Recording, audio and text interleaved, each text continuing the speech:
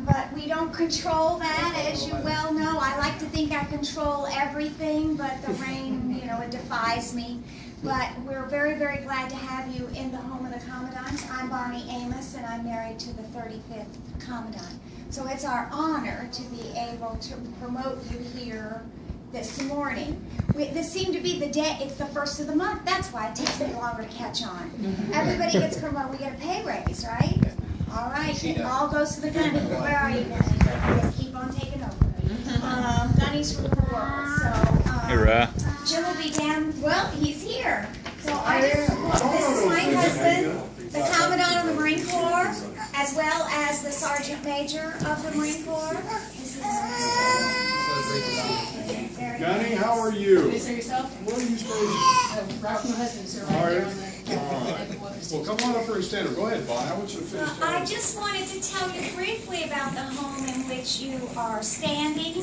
This the site was founded in 1801, so we're the oldest post in the Corps.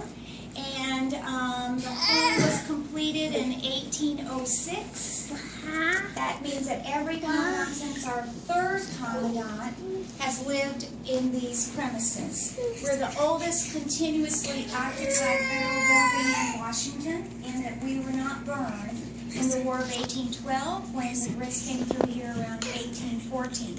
We like to say it's because they had such reverence and awe for us in the Battle of Bladensburg that they left us alone. But truth in lending is that they had set the Capitol and the White House on fire, the Navy Yard at this direction, 2 blocks away, and set themselves on fire because we had a fleet there, and so to keep the Brits from coming in, acquiring the Navy fleet, then they set all of that on fire. So we think the Brits probably looked over and figured everything between the Navy Yard and the Capitol was burning.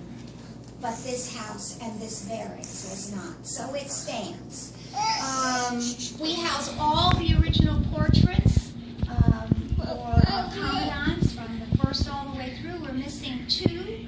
One is my husband, who the tradition is that on the day he gives up command of the Marine Corps, and that portrait will be revealed, unveiled, declothed, and then hung somewhere in the house, and that is the prerogative of the new occupants coming into the home. Our 4th Commandant is missing. He was Colonel Gale, and he apparently really, really loved the women, many of them, and lots of drink, and he loved to shoot and kill people right out here on 8th Street. So we thought that was okay as a Marine, but I guess even for those times he was a bit excessive.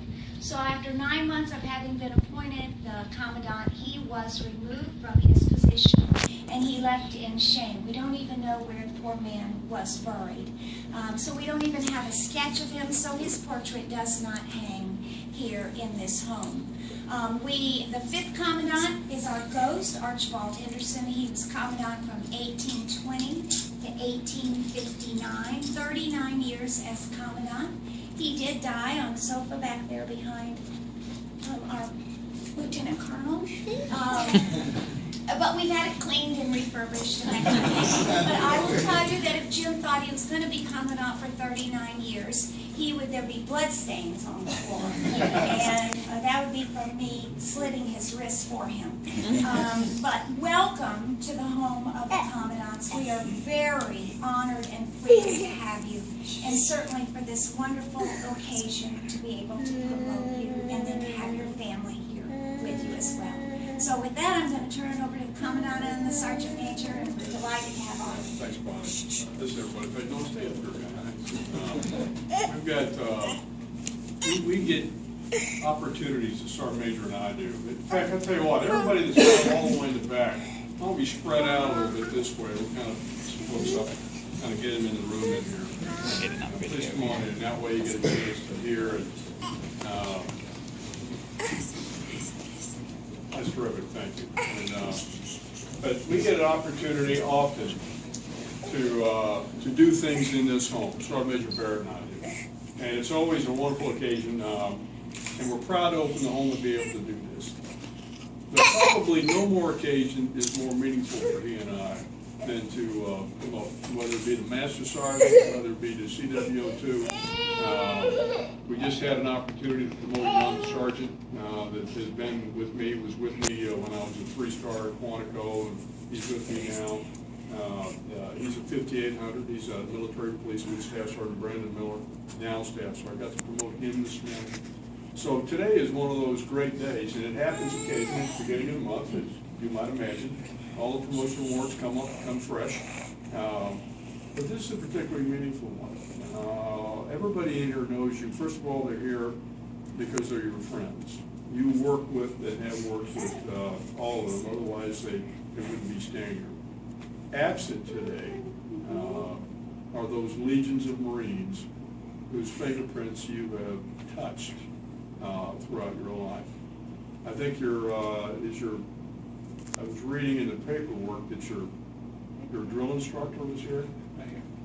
Thanks for being here. Was he any good as a recruit? Excellent, sir. Was he? A long time ago. And I think that's, you think about the lineage. You know, Sergeant Major and I talk a lot. We spend a lot of time not mucking around in boot camp, but focusing on boot camp. In fact, we were just in the kitchen talking about it just before we walked in here.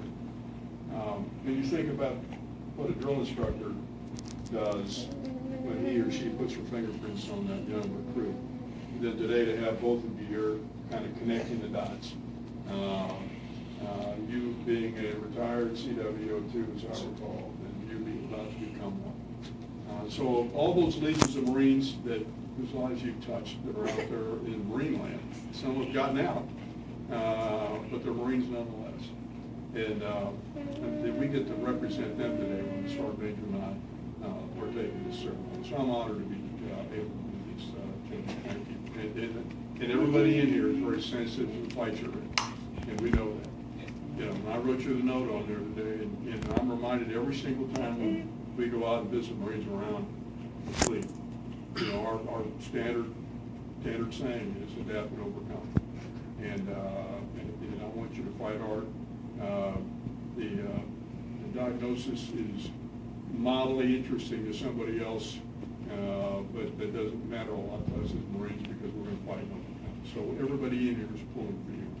And Gunny, thanks for being a Marine first. And thanks for being one of my staff NCOs. Thanks for being one of my female Marines. Mean a lot to me. And thanks for being a team. What rank were you two when you've been married, what, 9 years or 12? 9 years. 9 years this August. Yeah. What ranks were you both? Were you the same ranks or? Sergeant. And so did she make staff sergeant? No, I didn't.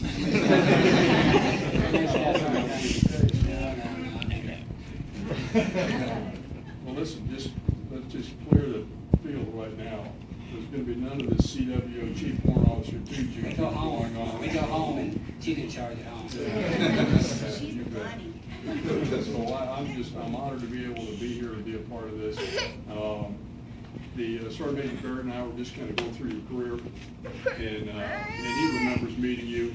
I'm almost positive. We met at the DFIB. We met in Afghanistan, yes, sir. Yeah, was it the DFIB? It was a DFIB. You came up for the tour and we talked up there, yes, Yeah, sir. the detention facility in Parwan is where we house all the most violent, evil, rotten scum of the planet in the DFIB. And at the time you were the gunny up there. Yes, sir. And the gunny was responsible for ensuring standards and discipline. And anybody got out of line, he'd be putting boots in their neck. And it was wonderful to be up there to watch you perform because it was truly the 50 nation kind of, Yes, sir. pickup game. And there's the gunny running around ensuring standards and discipline and all those things were going right by how we detained the most vile people on the planet. And I remember meeting you up there, and I'm sitting there trying to remember, I don't recognize the name, because you were a gunny. And here you are today, and we got to walk the same dirt. Yes, sir. Jody, you got your mom and your aunt here? My mom's sitting out there with my son Caleb. Yeah. She's over there taking pictures. Thanks, ladies. Mom, you're doing a great job over there. You know, I just tell you to turn him loose and let him cruise around here. The only thing you can't touch is there's about a $500,000 Tiffany lamp over there. The other side, it actually belonged to John Philip Sousa, you know, so we just got to keep him away from that. Everything else is free grabs. Well, listen, I'm proud to be able to do this. It's an honor. We're going to get a bunch of pictures here. I'd like to just make a comment here before Sergeant Major reads the promotion warrant. I'm actually fairly well connected and appreciative of how hard it is to become a warrant officer in the Marine Corps. I can't tell you the number of packages, and I think I'm actually a pretty prolific writer. I'm saying this to Mom and to his aunt as well, and his wife. But I think I'm a fairly prolific writer and a pretty good judge of Marines. And I would say probably 75% of the warrant officer packages that I've written endorsements on, and over my 43 years, it's been a lot. Probably 75% have not been selected. They certainly were not selected the first time, and sometimes weren't selected until the third or fourth time. So I know what it takes to become a warrant officer. I also had the benefit of being the operations officer and chief instructor at the basic school. And when we would put our warrant officer basic company through. So I got to be a part of that. And as an instructor down there, probably the highlight of the year, the lieutenants were great, but when the warrant officers came through, they actually knew what was important. You didn't have to look at them and say, okay, everybody, all 250 of you pay very close attention. They knew it. So you didn't have a motivation problem. They were always a treat. It was always fun to watch how they dealt with the brand new second lieutenants trying to figure out who was on first base. But I know what it takes to become a warrant officer, and I'm proud of you, and I'm particularly proud to be able to pin this CWO2. And I'll tell you what, you're looking at the eternal optimist here, Jody. My goal is I'll be probably some old retired commandant with a ponytail out in the mountains of North Carolina. But you call me when it's time to become CWO3, and I'll get my hair cut and shave and take a bath, and I'll come promote you. All right. Last thing I'll say is that I'm going to give you this and ask you to put it in your pocket. This is the Declaration of Independence and the Constitution of the United States. Once the promotion warrant is read by the Sergeant Major of the Marine Corps, and we've signed this for you as a personal copy, once that's done, I'm going to ask you to raise your right hand and repeat after me the same oath that you took in front of that commissioned officer in a MEP station or wherever you took it the very first time when it was time to actually say, I do want to be in the United States Marine. You had boot camp to go to after that, but you did raise your right hand at the very beginning. And it's important for everybody to know that we're the only country in the world that requires our men and women to swear allegiance to a piece of paper. And the Constitution, when you read it, is not necessarily a titillating document. It's not going to keep you awake at night when you're sleepy. But I'll tell you what, you think about those patriots that wrote that and signed that, and the 237 and a half years our nation has been in existence. And even though we've got issues, and you look in the Washington Post and you get depressed sometimes, we still have a damn good republic. And it's because it's based on law. It's based on a set of values. It's not based on who's the president or who's the prime minister or the king or queen. It's based on this. And that's what we swear allegiance to, that we will support and defend the Constitution of the United States. And the last thing I'll say about it is at the very end of it, it's a very serious oath to be taken, because at the end of it,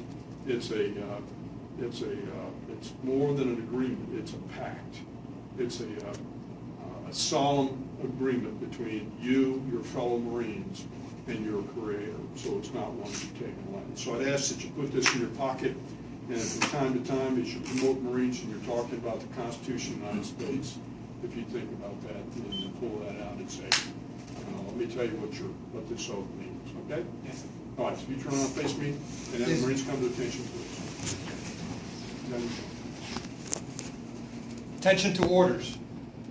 The President of the United States of America, to all who shall see these presents, greeting. Know ye that reposing special trust and confidence in the patriotism, valor, fidelity, and abilities of Jody R. Nelson, I do appoint this officer, Chief Warrant Officer 2 in the United States Marine Corps, to rank as such from the first day of August 2013. This officer will therefore carefully and diligently discharge the duties of the office to which appointed by doing and performing all manner of things thereunto belonging. And I do strictly charge and require those officers and other personnel of lesser rank to render such obedience as is due an officer of this grade and position. And this officer is to observe and follow orders and directions from time to time as may be given by the President of the United States of America or other superior officers acting in accordance with the laws of the United States of America. This commission is to continue in force during the pleasure of the President of the United States under the provisions of those public laws relating to officers of the Armed Forces of the United States of America and the commitment thereof in which this appointment is made. Done at the City of Washington, this 18th day of July, in the year of our Lord, 2013, and the independence of the United States of America, the 237th, by the President, Ray Mavis, Secretary of the Navy, James F. Amos, Commandant of the Marine Corps. Raise your right hand and repeat after me. I state your full name. I, Jody Ralph Nelson, Do solemnly swear do solemnly swear that I will support and defend that I will support and defend the Constitution of the United States the Constitution of the United States against all enemies, foreign and domestic, against all enemies, foreign and domestic, and that I will bear true faith and allegiance to and the to same. bear true faith and allegiance to the same. I take this obligation freely, I take this obligation freely, without any mental reservation without any mental reservation or purpose of evasion, or purpose of and evasion, that I will well and faithfully and I will well and faithfully discharge the duties discharge the duties of the Chief Warrant Officer 2 of the Chief Warrant Officer in the United States Marine in Corps. the United States Marine Corps. So help me God. So help me God. Congratulations, everybody.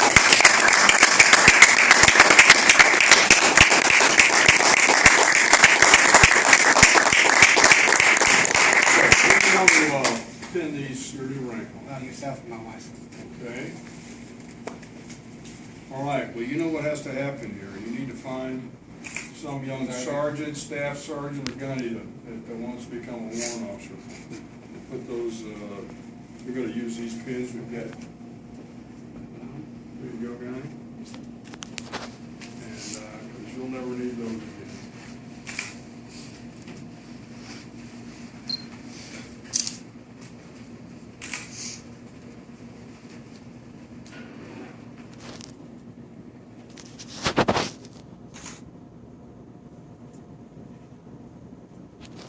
Nobody will think you're a rookie.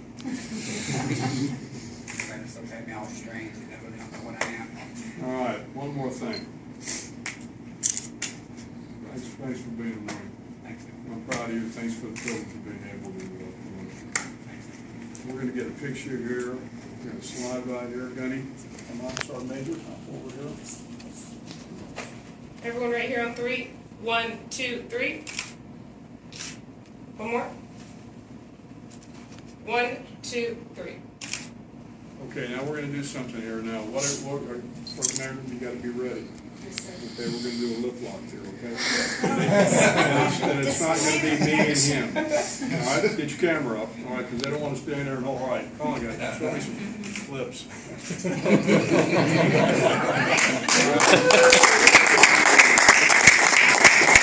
Just for a second. And I believe that every girl should have a little glitter. And I wear my glitter pin all of the time. I fully recognize, Gunny, that I cannot pin it on your uniform. Even I obey some of the rules. So with that, I'm going to say that the next time you have on a pair of jeans and a sweatshirt or a ball gown, I would encourage you to wear your glitter pin. And thanks for being a terrific, not only United States Marine, but in our world, a wonderful Marine Corps spouse. Bravo.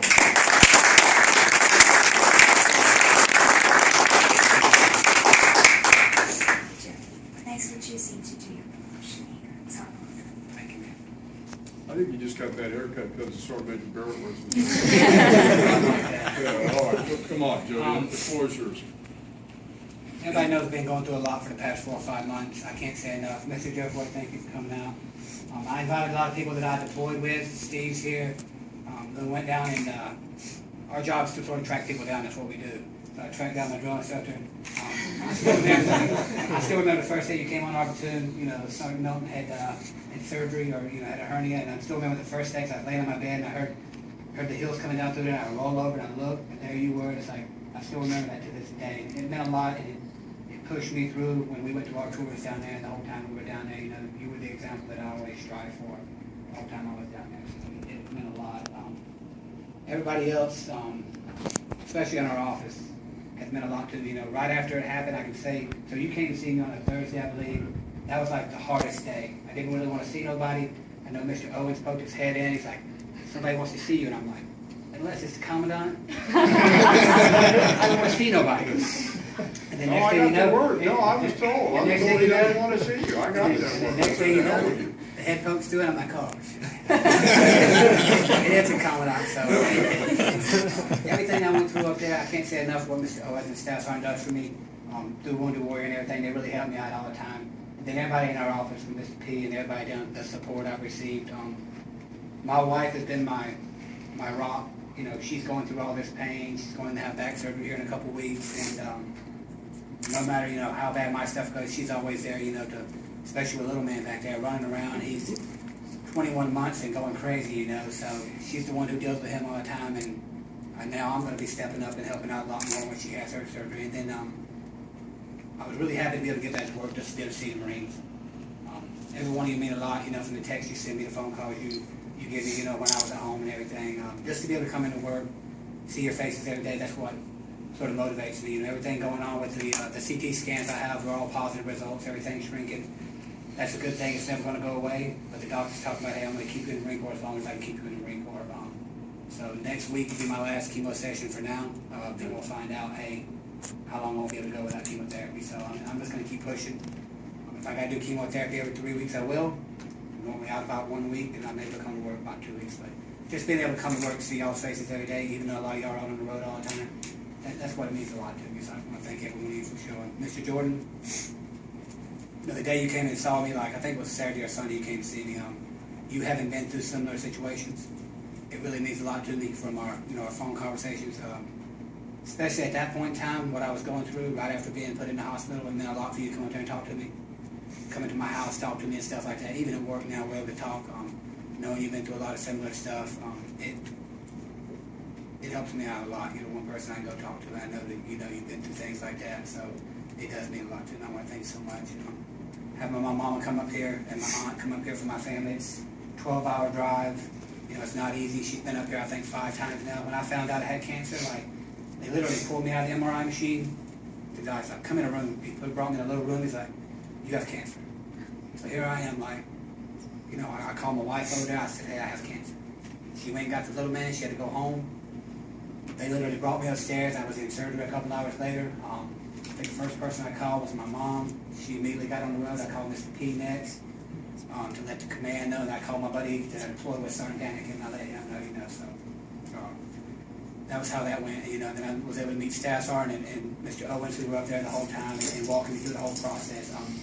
And it's amazing what y'all do for everybody. Even now, I'm not up there, I'm not really belonging to y'all, but every week I'm getting the emails if I have any questions. Anything to put my mind at ease, y'all are there to put my mind at ease, and you really helped out. I can't say enough what y'all do for the Marines up there. And I'm humbled every time I go there because you see guys rolling around with no arms, no legs. You see guys rolling around with 2 missing legs, and I talk to them, and they feel sorry for me. And they're like, oh, I'm going to make it, I'm going to be fine. The spirit you see up there is absolutely amazing. So, I do get to go up there once or twice a week and do stuff for me and my wife, and that motivates me a lot, too, just to be up there, go to the chow hall, see these guys in there. I've even ran into 1 or 2 of my recruits that are up there, and it's pretty amazing, so I just want to thank everybody for coming out. This has been a great experience from being able to go over and see this. I've never been here before, and thank you so much for inviting me into your house and do this. It's a grand occasion. Remember my promise. Yes, sir.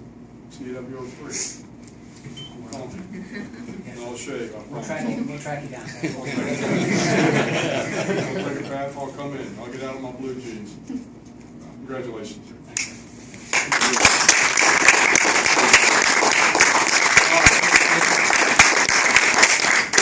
I think you ought to come by, we'll swing by and we'll shake the hand of the newest Chief Warrant Officer too in the United States Marine Corps, drill instructor.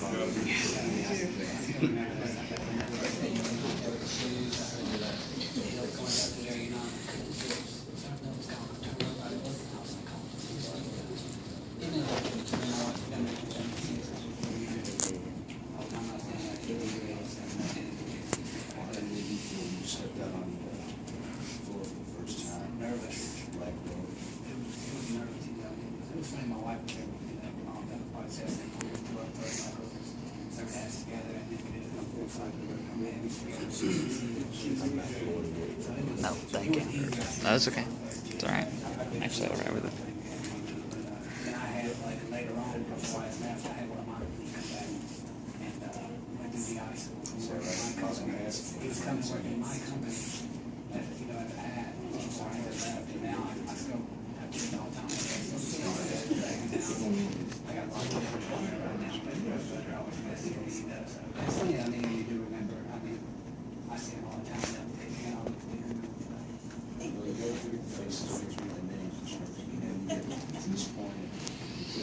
I sent a track down to one of this. Not too far from that. That's where I live over in Brooklyn.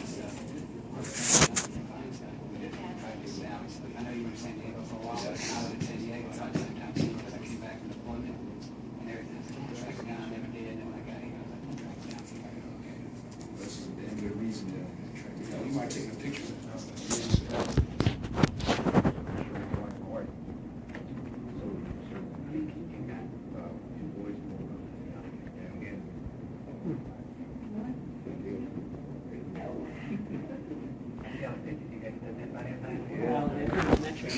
Do the congratulatory line this way so we can kind of go out that way. Please make sure that you sign the guest book on your way